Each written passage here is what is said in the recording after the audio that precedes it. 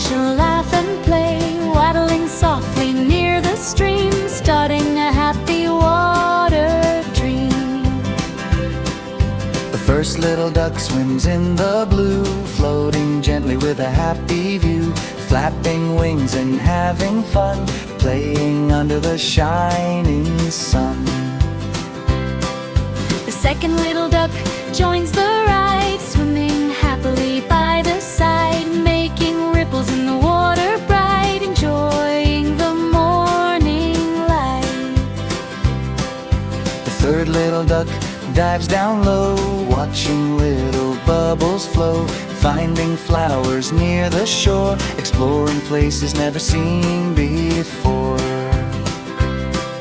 The fourth little duck splashes around, making a funny water sound. Friends all laugh and dance with cheer, the best swimming day is here. The fifth little duck swims along, singing a cheerful ducky song. Together they paddle, float and play, enjoying their wonderful day. The ducks swim past the trees so green, the prettiest pond they have ever seen. Butterflies fly and birds sing too, a magical world of colors and blue. The little ducks race across the pond, following a path where dreams respond. They splash and giggle all around, happy with every little sound.